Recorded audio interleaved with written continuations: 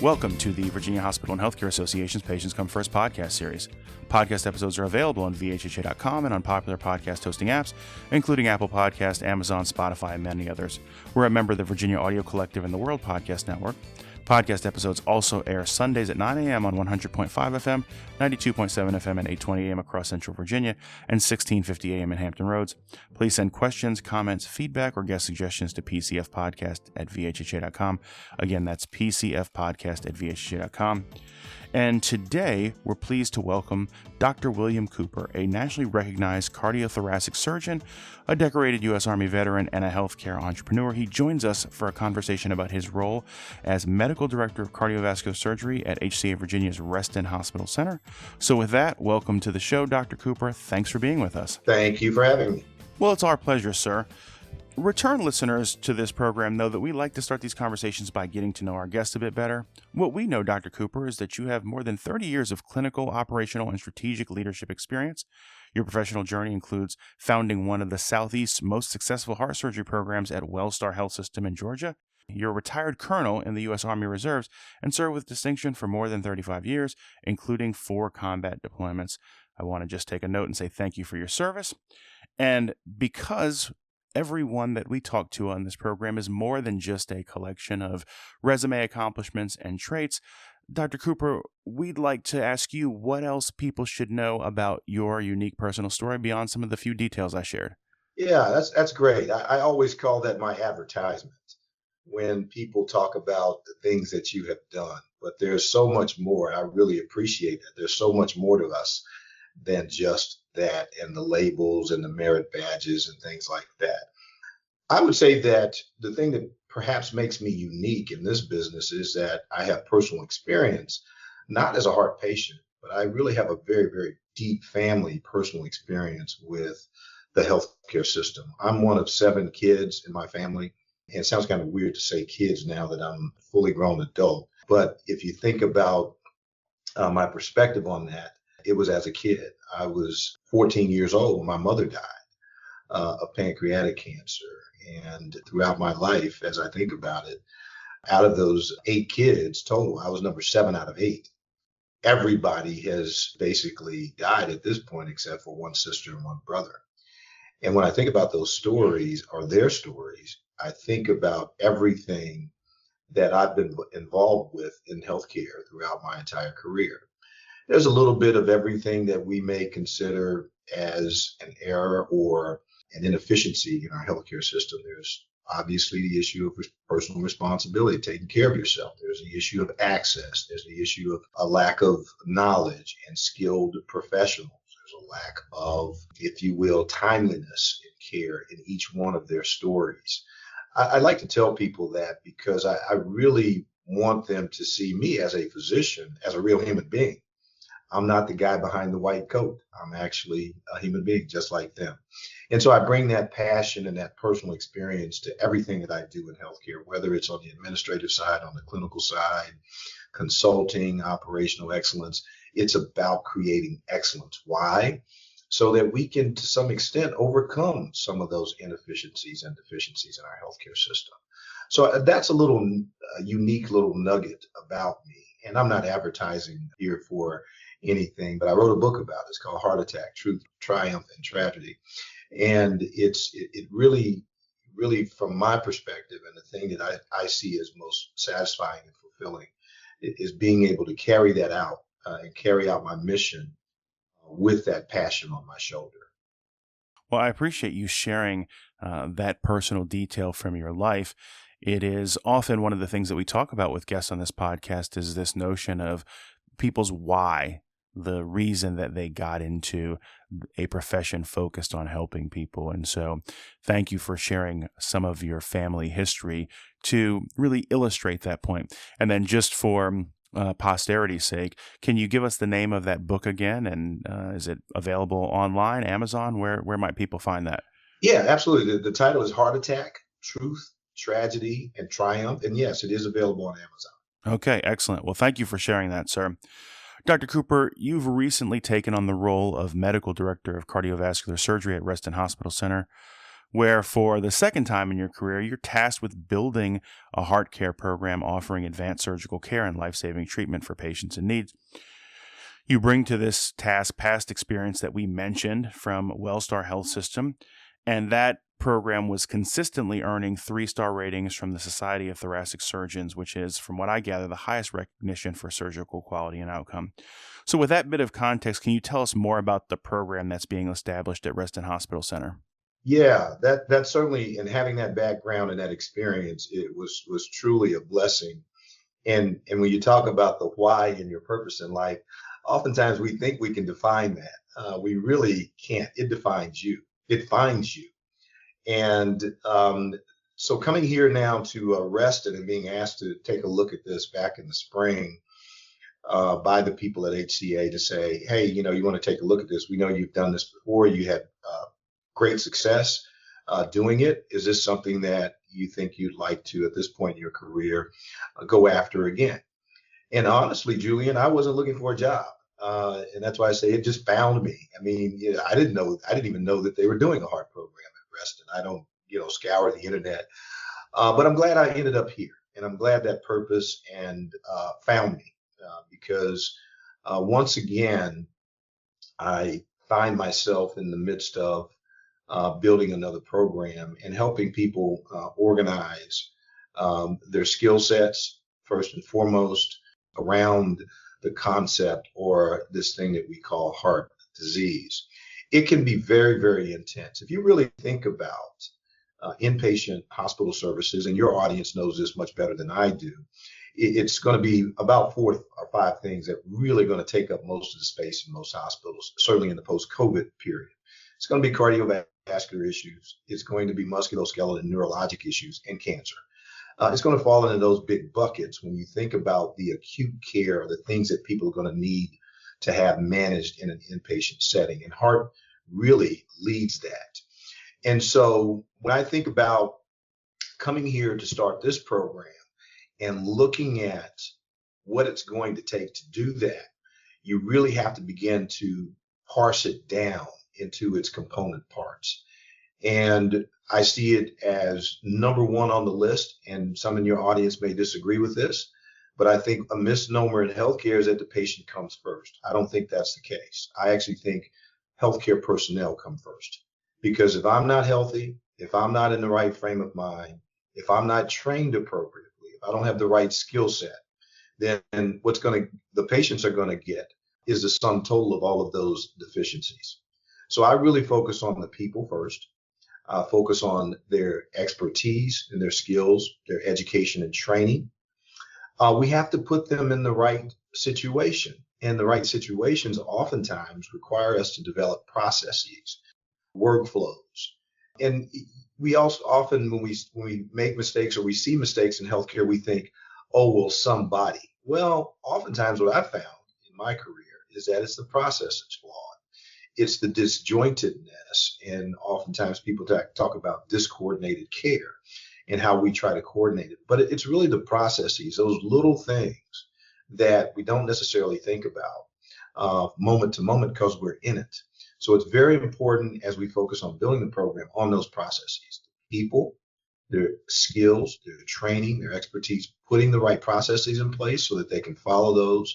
And it's not to basically make people robotic, but to give them the right playbook, the right pathway to go down. And then it's about resources.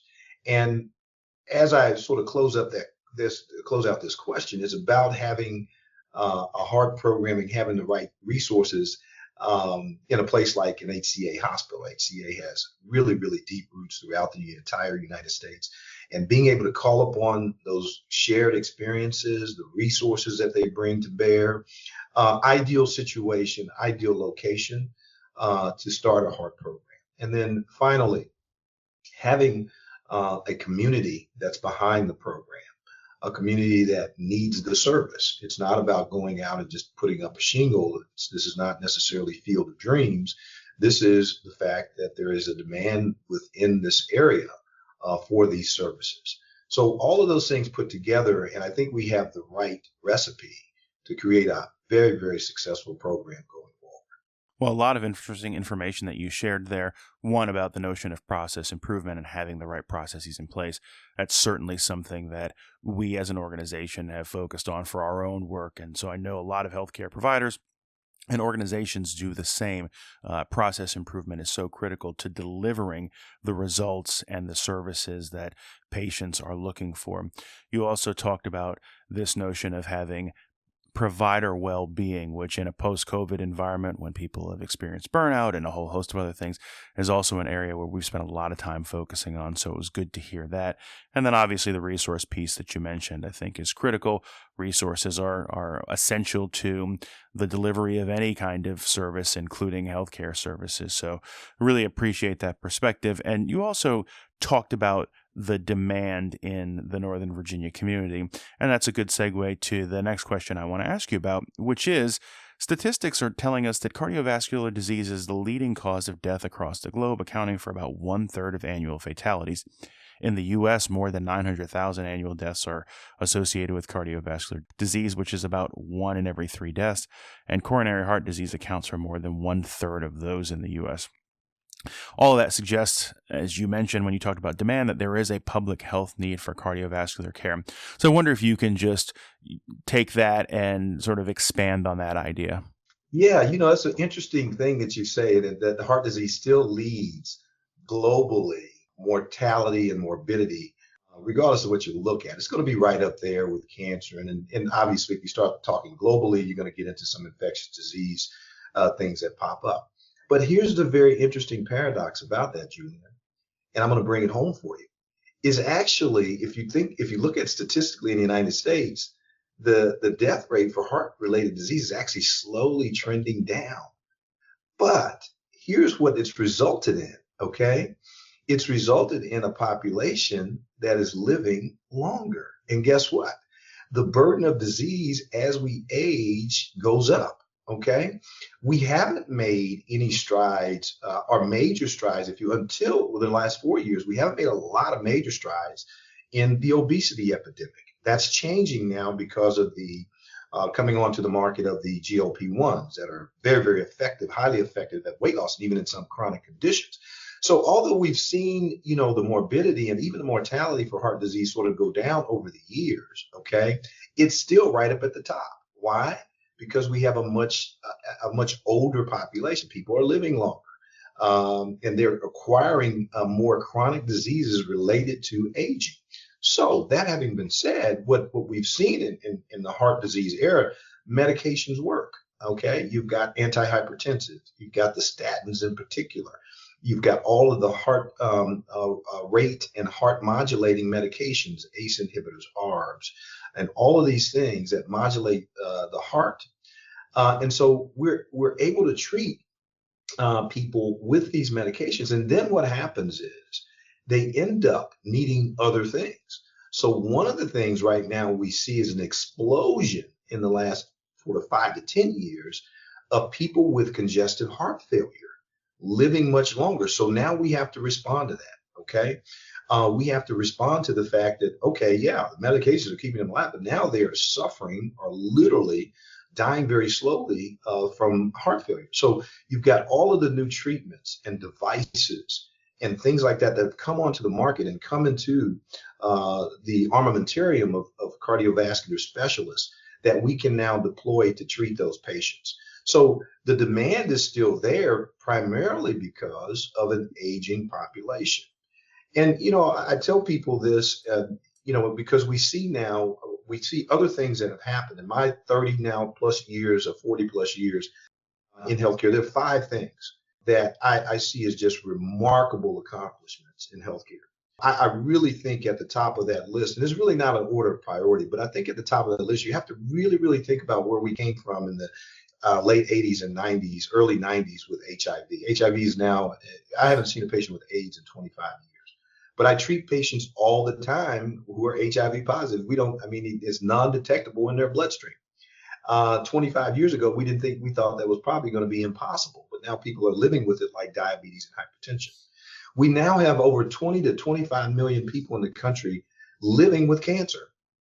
Living with, that's a very, very important phrase because many years ago, it was all about I'm in remission. So what does that mean? I'm waiting for it to return. Okay.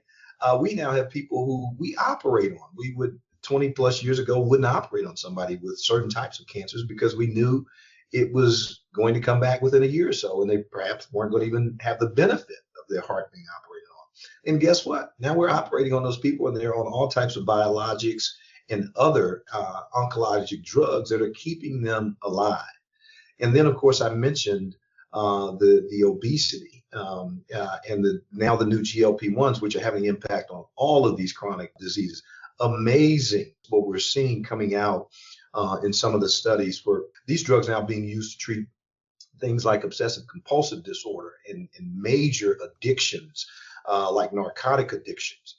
And then you have to throw into that mix the remarkable results that we saw and the rapid results we saw from the introduction of the COVID vaccine.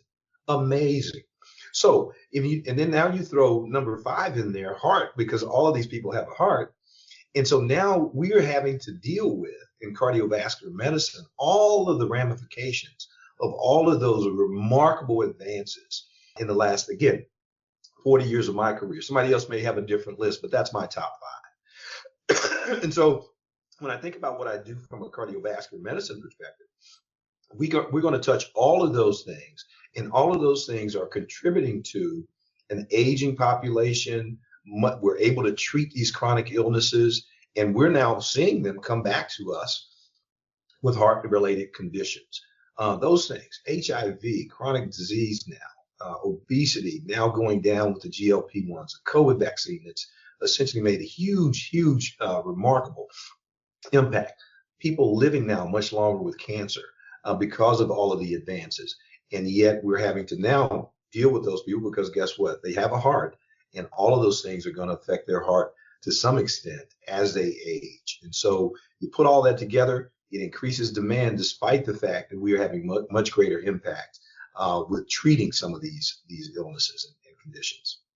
No, it's a really great point, and it's one that when we're communicating with public audiences we make, is that as people live longer, as our bodies age, they tend to encounter more health problems, whether they have chronic conditions or just the sort of slow natural breakdown and deterioration of the body, but that means more demand. We talk about that as it relates to the baby boomer retirement curve. We're in this period of time where that baby boomer generation is aging into retirement. So that means potentially higher utilization and greater demand for services. So I appreciate that perspective there. We mentioned, Dr. Cooper, that you served for many years in the U.S. Army. We are recording this conversation with you in early November, which is just about a week before Veterans Day. We mentioned again that you served with distinction for more than 35 years, including 4 combat deployments, and that you're a retired colonel. Several of our previous guests, including some of your HCA Virginia colleagues, have military service records prior to entering clinical practice. And I'm just curious to hear your thoughts on how that experience of service has shaped and influenced the work you do today. Oh, it's part and parcel, Julian. I went into the Army Reserve when I was 17 years old in high school. I was not at all a wayward kid, but my dad was like, you're in a small town. There was not a lot to do. He's like, hey, why don't you think about this? So after my junior year in high school, I signed up for the Army Reserve. I liked it and enjoyed it so much, I actually applied to go to West Point and got accepted. I still have my little plaque there, 18 or folder certificate. I would have been the class of 1990 at West Point, United States Military Academy. Ironically, I visited the U.S. Naval Academy yesterday with a consortium of business people who were invited there to visit and meet with some of the midshipmen today, as a matter of fact. But I thought this was much more important, so I came to this to do this podcast. But that experience really, the discipline, me personally, developing that discipline to be very focused, to deal with people. I mean, in the military, you're forced to deal with people from all walks of life, different ethnicities, languages, countries even. People would be surprised at the number of people that serve in our military that are from other countries. And then being able to travel around the world, even in a wartime theater, and see how other people live.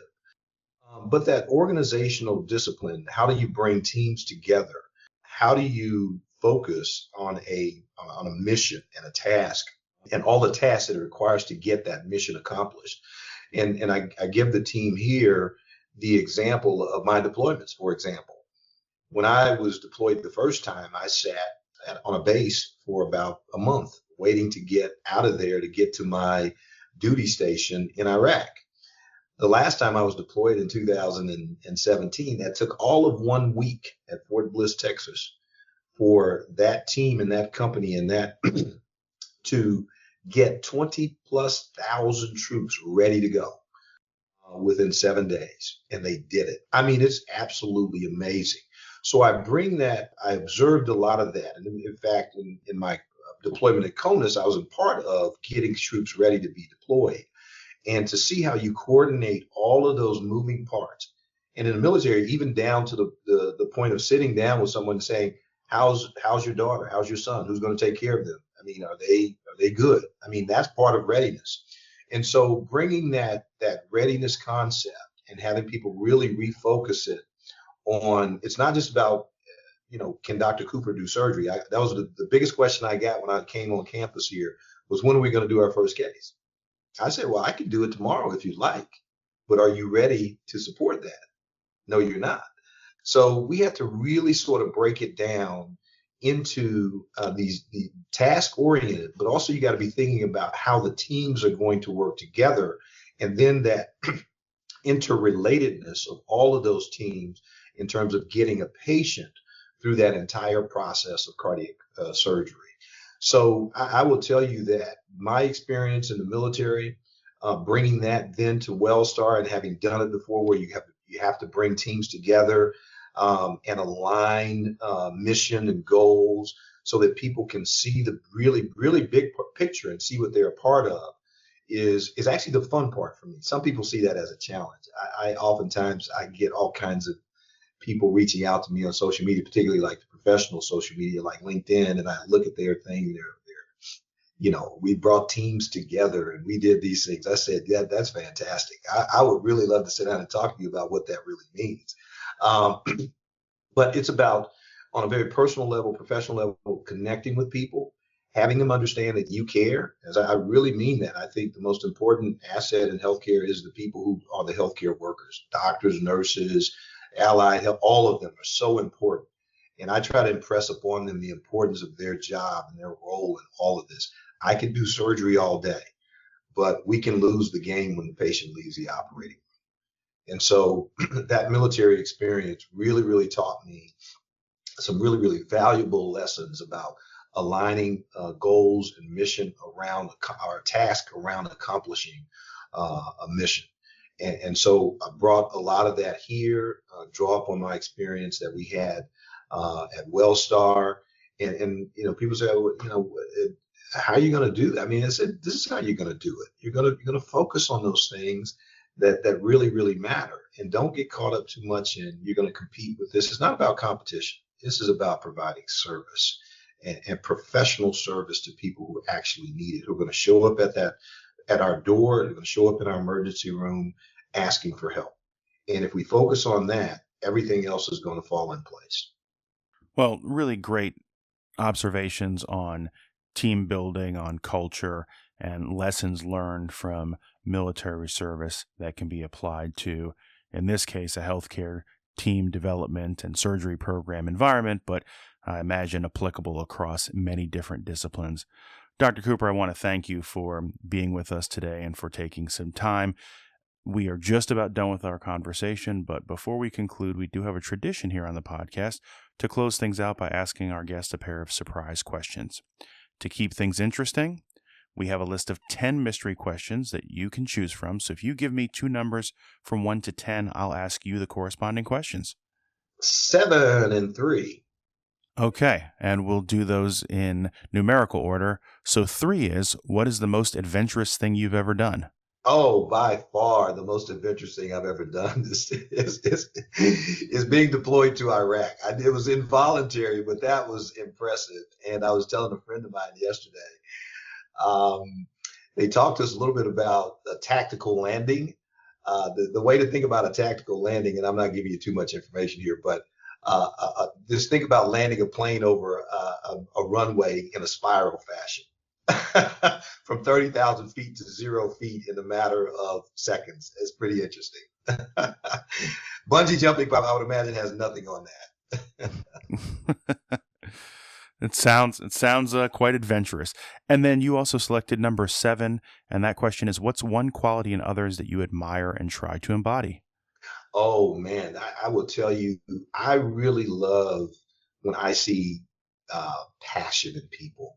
It's a connection that really is, it's like a spiritual thing. I mean, I try to remove ego from it, but I really have become a very good intuitive kind of listener.